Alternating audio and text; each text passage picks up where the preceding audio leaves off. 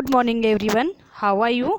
आज हम हिंदी ग्रामर का फर्स्ट चैप्टर स्टार्ट करेंगे जिसका नाम है संज्ञा। आज हम संज्ञा के बारे में समझेंगे। तो बच्चों लिसन केयरफुली। संज्ञा किसी प्राणी, वस्तु, स्थान या भाव आदि के नाम को हम संज्ञा कहते हैं। तो बच्चों यहाँ हम समझेंगे कि प्राणी में कौन कौन आते हैं। तो प्राणी में जैसे मोहन, हाथी, मनुष्य, स्त्री आदि कई उदाहरण होते हैं। जैसे वस्तु में जैसे कलम, मेज, पुस्तक, कुर्सी, दवात आदि कई उदाहरण आते हैं। स्थान में बच्चों जैसे हम कहीं जाते हैं तो वह स्थान का बोध कराते हैं। जैसे अपने गांव जाते हैं तो वह एक स्थान है। जयपुर एक स्थान है, दिल्ली एक स्थान है, जोधपुर आदि कई उदाहरण है।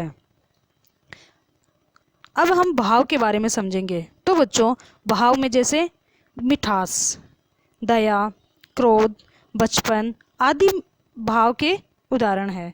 अब हम संज्ञा के भेदों के बारे में समझेंगे। तो बच्चों संज्ञा के 3 भेद होते हैं: व्यक्तिवाचक संज्ञा, जातिवाचक संज्ञा, भाववाचक संज्ञा। पहले हम व्यक्तिवाचक संज्ञा के बारे में समझेंगे।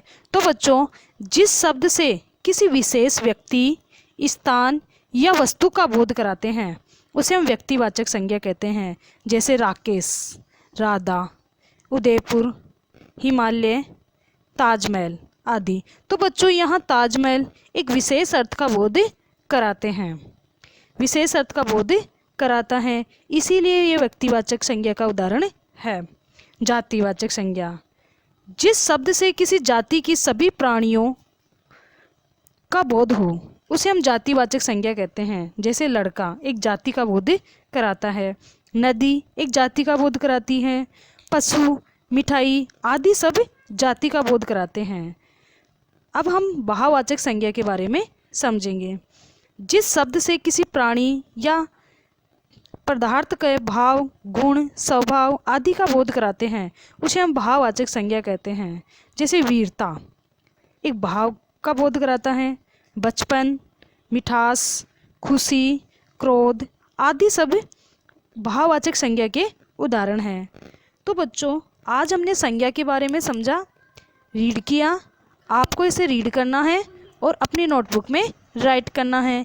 कंप्लीट वर्क की पिक मुझे सेंड करनी है। Thank you.